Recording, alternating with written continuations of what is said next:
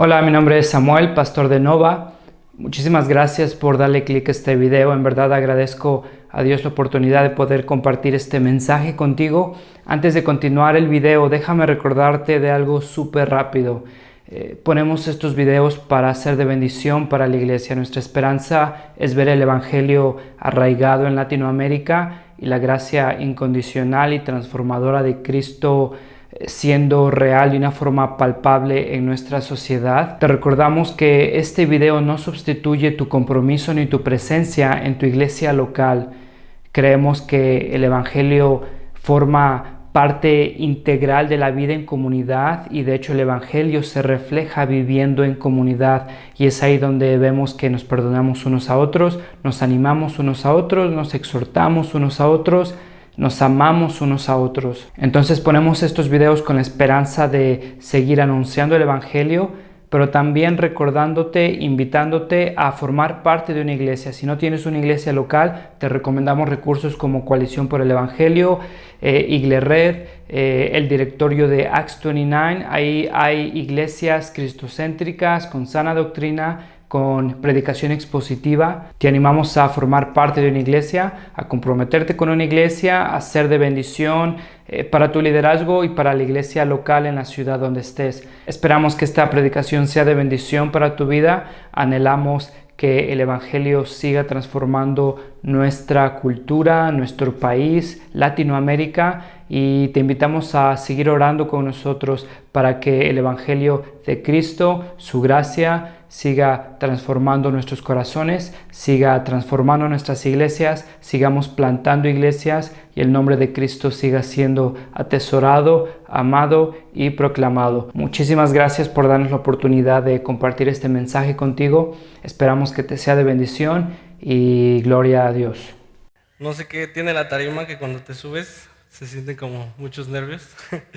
Pero bueno, vamos a continuar con el libro de Hebreos. Estamos ya por terminar, solamente nos faltan 2 capítulos más y me toca a mí exponerles la primera mitad del número 12.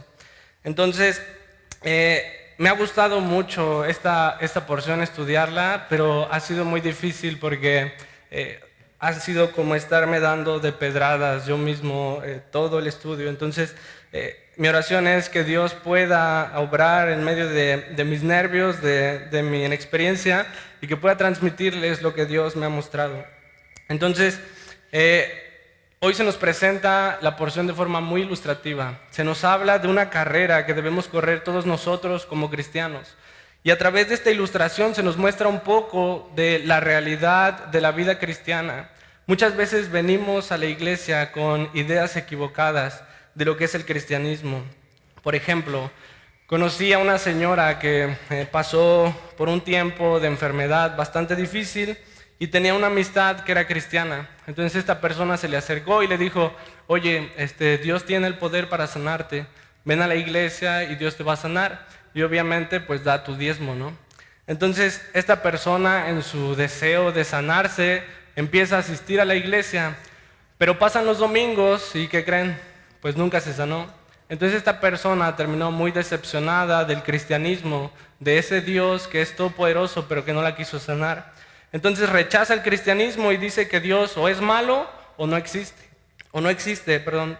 Entonces muchas veces en el afán de querer traer a las personas a la fe, a la iglesia, se empiezan a prometer cosas que Dios nunca nos ha prometido.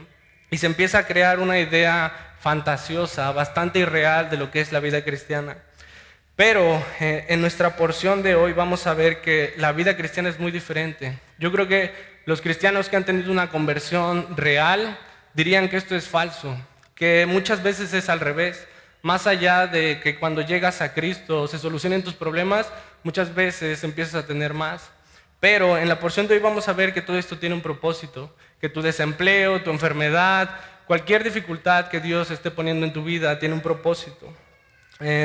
Hace como en unos meses, en el Día de Muertos, una de mis hermanas se inscribió a una carrera de esas de 7 kilómetros que se hacen aquí en el centro. Y cuando llegamos eran bastantes corredores, como 250 personas que iban a correr. Y muy rápido identificamos 2 tipos de corredores. Hasta adelante estaban los que iban súper bien equipados. Sus tenis especiales para correr, short súper cómodo, playera ligera, muñequeras para secarse el sudor. Algunos llevaban audífonos, se veían muy preparados, ¿no?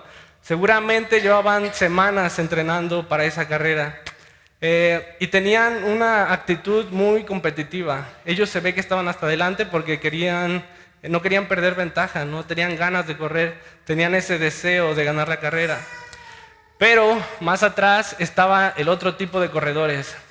Era Día de Muertos, entonces muchos iban pintados de calavera, unos iban disfrazados, otros llevaban a sus perritos para correr con ellos.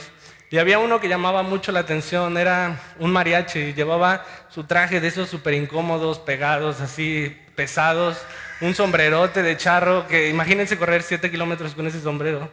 Y el tipo se le veía una actitud muy diferente, se veía muy relajado, muy a gusto, muy divertido, iba gritando, iba cantando. Y yo creo que esos corredores estaban hasta atrás porque no les importaba si ganaban, si perdían ventaja cuando salían. Ellos lo que querían era pasarla bien, disfrutar la carrera. Y les cuento esta historia porque cuando leía, creo que muchas veces nosotros como cristianos aparentamos o decimos ser de esos corredores que están hasta el frente, con una actitud de querer llegar a la meta, de querer correr la carrera, pero lamentablemente en la práctica, en la carrera, la corremos de manera muy diferente. Nos parecemos más a ese mariachi que no se preparó, que va lleno de cosas que le estorban para hacer una buena carrera. Entonces, vean cómo es que comienza el autor. Dice, versículo 1, por tanto, también nosotros, que estamos rodeados de una multitud tan grande de testigos, despojémonos del lastre que nos estorba, en especial del pecado que nos asedia, y corramos con perseverancia la carrera que tenemos por delante. Aquí es donde se nos presenta esta ilustración de la carrera del cristiano. Y vamos a ver que hay dos tipos de corredores, como el mariachi, los que no se preparan, los que no entrenan y no llegan a la meta, y los que se preparan, se disciplinan y terminan la carrera. Entonces, el autor comienza diciendo, por tanto. Esto quiere decir que está retomando lo que vimos la semana pasada. ¿Se acuerdan?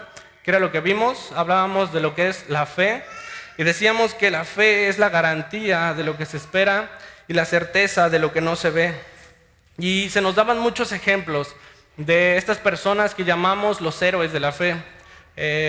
Como Moisés, Noé, Abraham, y Samuel nos hacía recordar cómo es que, por ejemplo, Noé, probablemente la gente se burlaba de él porque quería construir un arca en un lugar donde no había llovido desde hace mucho tiempo y la gente pensaba que no iba a llover. Entonces la gente se burlaba de él, pero a pesar de eso, Noé obedeció por la fe que tenía en Dios. Todos estos héroes de la fe vivieron por la fe en Dios, hicieron grandes cosas por la fe que tenían en Dios. Entonces el autor está recordando esto, les está diciendo, recuerdan a todas estas personas y nosotros también corramos con perseverancia la carrera que tenemos por delante. Así como ellos vivieron por fe, también nosotros corramos por fe en las promesas de Dios. Pero el autor ve desánimo a estos judíos cristianos a los que les está hablando. Estaban en un contexto difícil, estaban pasando por persecución y vean lo que dice en el versículo 4. En la lucha que ustedes libran contra el pecado, todavía no han tenido que resistir hasta derramar su sangre y ya han olvidado por completo las palabras de aliento que como a hijos se les dirigen. Estos cristianos estaban pasando por persecución, pero no era una persecución tan agresiva como en otras ciudades. En otras ciudades los cristianos estaban muriendo por su fe. Estos cristianos todavía no llegaban a este punto. Les dice, todavía no han tenido que resistir hasta derramar su sangre y ya han olvidado las palabras de aliento. En otras palabras, el autor les está diciendo, ustedes no están tan mal y ya se han desanimado. Ya han olvidado cuál es el propósito de su disciplina, cuál es el propósito de estas dificultades por las que pasan. Y entonces los exhorta a deshacerse de todo lo que les impide seguir en su vida con Cristo, todo lo que les impide seguir a Cristo. En el versículo 1 les dice, despojémonos del lastre que nos estorba, en especial del pecado que nos asedia, y corramos con perseverancia. Estamos en la ilustración de una carrera y seguramente han visto cómo se visten los corredores, los atletas de Juegos Olímpicos, por ejemplo. Se quitan todo, usan la menor ropa posible. Ni siquiera usan short, usan una licra lo más pegada y ajustada posible para que a la hora de correr no les estorbe, no reciba aire, sino que sea más aerodinámico. La playera igual es sin mangas para que no les estorbe a la hora de bracear. Ellos se tienen que quitar todo lo que les puede estorbar, lo que les puede impedir hacer una buena carrera. Y es lo que les está diciendo el autor, que deben despojarse de todo lo que les impida seguir a Cristo. Por ejemplo, imagínense que es la carrera, está la línea de meta y llega un corredor con chanclas, con pants, con chamarra y con su mochila puesta. Suena como absurdo, ¿no? Como tonto. ¿Cómo crees que vas a poder hacer una buena carrera así? Y quiero que parezca absurdo, un poco tonto el ejemplo, para que nos demos cuenta de que en nuestra vida cristiana es lo mismo. Muchas veces pretendemos seguir a Cristo cargando con nuestro pecado, arrastrándolo desde que nunca hemos podido dejar. ¿Qué es lo que nos impide leer nuestra Biblia todos los días? ¿Qué es lo que nos impide hacer oración constantemente? ¿Qué es lo que nos impide hacer comunidad con la iglesia? ¿Cuándo fue la última vez que le escribiste un mensaje a otra persona de tu iglesia? ¿Qué es eso que nos está estorbando en nuestra relación con Dios? Debemos despojarnos, dice el autor. De otra forma, no vamos a poder continuar en la carrera. Por ejemplo, la mayoría saben que me gusta el fútbol, ¿no? Y entonces he tenido la oportunidad de practicarlo por mucho tiempo y siempre, en cualquier equipo pasa lo mismo. Siempre hay dos tipos de jugadores. Los que hacen todo lo que el entrenador pide. Si dice 20 vueltas, 20 vueltas. Si dice 100 abdominales, 100 abdominales. 50 lagartijas, 50 lagartijas. Hacen todo, ¿no?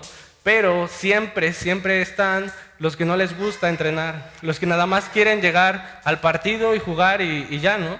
No les gusta prepararse durante la semana. Nos ponían a correr en el estadio Jalapeño, y nos decían 20 vueltas, ¿no? Y había unos que a la quinta vuelta se metían por ahí entre las gradas, a los baños o lo que sea. Entonces los demás seguíamos corriendo, ya cuando faltaban 5 se volvían a salir y ya nada más hacían otras 5. Y entonces el autor está diciendo que esto no es posible en la vida del cristiano. Necesitamos entrenar, necesitamos prepararnos para poder alcanzar ese objetivo que tenemos como cristianos. Entonces hasta ahorita hemos visto las características de esos corredores que no van a llegar a la meta. Nos dice que no se despojan de su pecado y que olvidan el propósito de su disciplina. Entonces ahora el autor trata de encaminar a estos judíos, a estos cristianos, a que recuerden por qué pasan por este momento de dificultad, por qué pasas por este tiempo de desempleo, por qué pasas por problemas en tu matrimonio, por problemas económicos. Cualquier situación que Dios esté permitiendo en tu vida, aquí se te da una explicación. En el versículo 7 dice: lo que soportan es para su disciplina, pues Dios los está tratando como a hijos. ¿Qué hijo hay a quien el Padre no disciplina? Muchas veces cuando nos va mal en la vida, pensamos que es porque Dios no nos quiere, porque Dios se ha olvidado de nosotros o que nos está castigando por algo. Pero aquí Dios nos muestra que es completamente lo contrario. Dice que nos está tratando como a hijos, que está mostrando su amor de Padre hacia nosotros. Y entonces dice: ¿qué hijo hay a quien el Padre no disciplina? Debemos recordar que tenemos un problema muy grande. Estamos hablando de un Dios completamente santo, que no permite pecado, celoso de su santidad, y nosotros somos completamente lo contrario. Estamos en el otro extremo, con un corazón corrompido, lleno de pecado. Y entonces nuestra meta como cristianos es ser como Cristo, llegar a la presencia de Dios, pero tenemos una distancia enorme entre lo que somos y lo que queremos llegar a ser. Entonces ese es el problema, que no podemos presentarnos delante de Dios tal como somos. Y vean, por ejemplo, Hebreos 12, 14, que seguramente lo vamos a ver en la siguiente prédica, pero quiero tomarlo un poco. Dice: busquen la paz con todos y la santidad, sin la cual nadie verá al Señor. La santidad sin la cual nadie verá al Señor. Nos está diciendo que necesitamos de santidad para estar en presencia de Dios. Y esto no quiere decir que la santidad es un método para salvación. No quiero entrar mucho en ese tema. Nosotros sabemos que somos salvos por fe, solamente por fe. Pero nos está diciendo que estamos en una condición contraria a lo que necesitamos para estar en presencia de Dios. Y ese es un problema muy grande para nosotros. Y entonces es esa la razón por la cual Dios necesita disciplinarnos. Es interesante ver que la palabra que se utiliza para disciplinar, tomándola del griego, significa entrenar o educar. Entonces, no estamos hablando de una disciplina correctiva donde pecas y entonces se corrige tu pecado. Estamos hablando de una disciplina formativa, de una disciplina que nos entrena, que nos educa precisamente para estar en presencia de Dios. Entonces, esta es la razón por la cual Dios necesita disciplinarnos. Estamos en una condición completamente diferente a la de Dios. Y si queremos llegar, no podemos llegar tal como estamos. Vean, en el versículo 5 y 6 dice: Hijo mío, no tomes a la ligera la disciplina del Señor, ni te desanimes cuando te reprenda, porque el Señor disciplina a los que ama y azota a todo el que recibe como hijo. El evangelio de la prosperidad, donde se nos promete dinero, bendiciones, salud, no viene a partir de una mala interpretación bíblica. El evangelio de la prosperidad viene a partir de no leer nuestra Biblia, porque en ningún momento Dios nos promete ese tipo de cosas en esta vida, sino todo lo contrario. Dice que azota a todo el que recibe como hijos. ¿De dónde sacamos que Dios nos debe dar todo lo que necesitamos? Si vienes a la iglesia con la intención o el único deseo de que Dios solucione tus problemas, pues aquí está claro que Dios no te ha prometido eso en ninguna parte. Recordemos cómo en el libro de Hechos se relata la historia de la iglesia primitiva, y lo primero que pasa cuando empiezan a predicar el evangelio los discípulos es persecución. La gente empieza a morir por predicar el evangelio, por ser cristianos. ¿De dónde sacamos nosotros que por ser cristianos merecemos lo contrario? Que en lugar de merecer dificultades, merecemos bendiciones, salud, prosperidad económica. Hace 8 días, hablando de los héroes de la fe, está relatando el autor cómo vivían las cosas grandes que habían hecho esos héroes de la fe, y dice: otros, en cambio, fueron muertos a golpes, pues para alcanzar una mejor resurrección no aceptaron que los pusieran en libertad. Otros sufrieron la prueba de burlas y azotes, e incluso de cadenas y cárceles. Fueron apedreados, arrasados por la mitad, asesinados a filo de espada, anduvieron fugitivos de aquí para allá, cubiertos de pieles de oveja y cabra, pasando necesidades, afligidos y maltratados. Esos eran los héroes de la fe, esas personas que tenían fe en las promesas de Dios, pasando necesidades, afligidos y maltratados.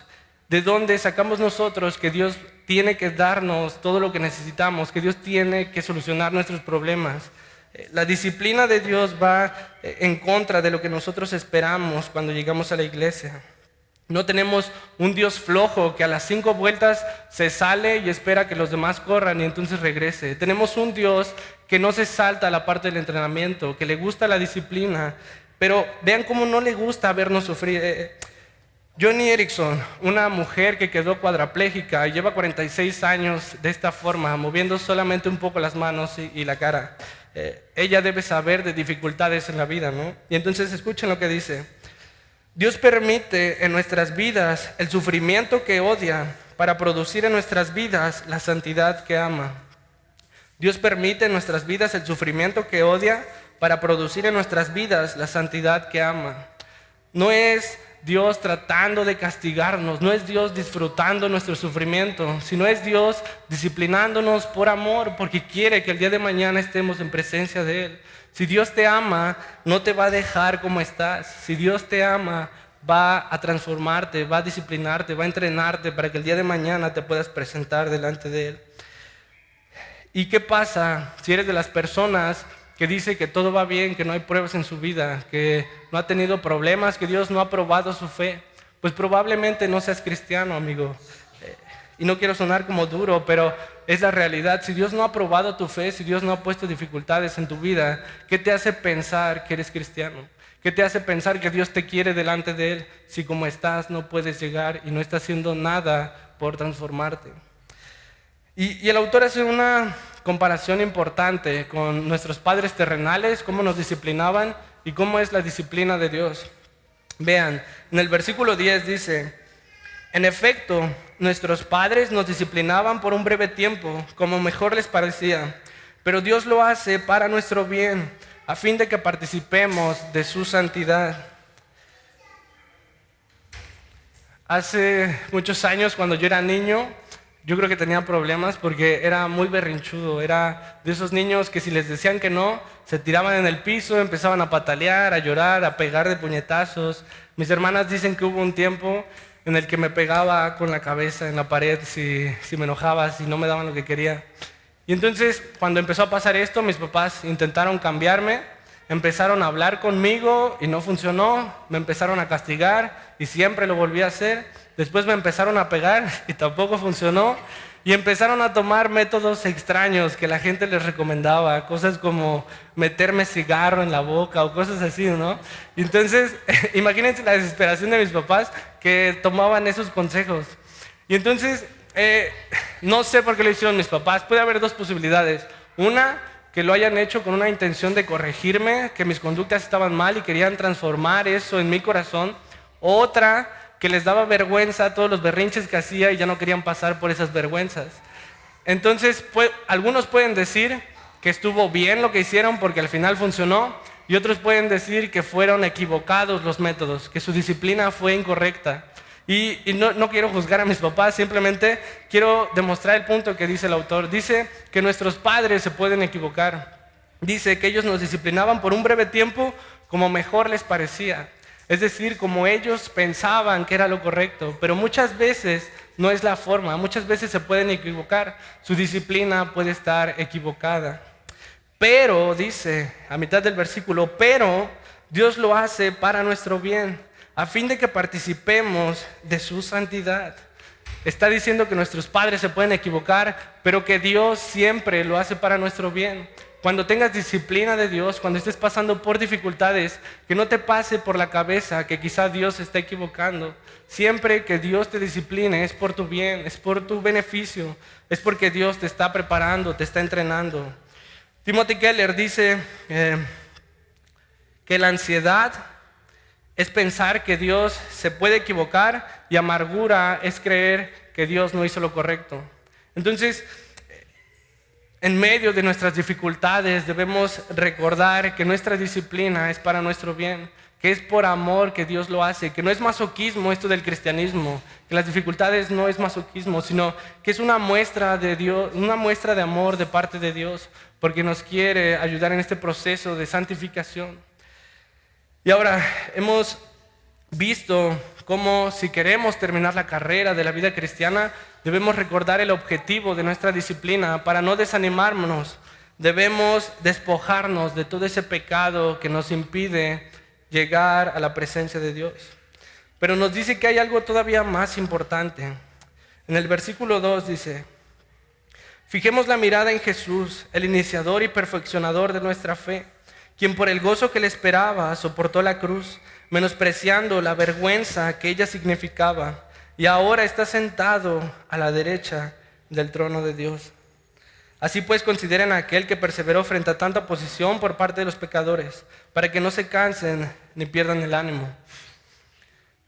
El autor nos está diciendo que necesitamos una motivación más grande que nuestro desánimo, que necesitamos una motivación, un objetivo más grande que todas nuestras dificultades, que todas nuestras pruebas que podamos tener en nuestra vida.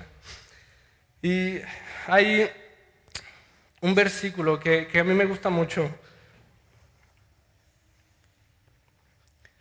En Mateo 26:52 dice: fue la noche que arrestaron a Jesús, una noche antes, cuando Judas lo entrega, y uno de sus discípulos saca la espada y le corta la oreja al hijo de un sacerdote.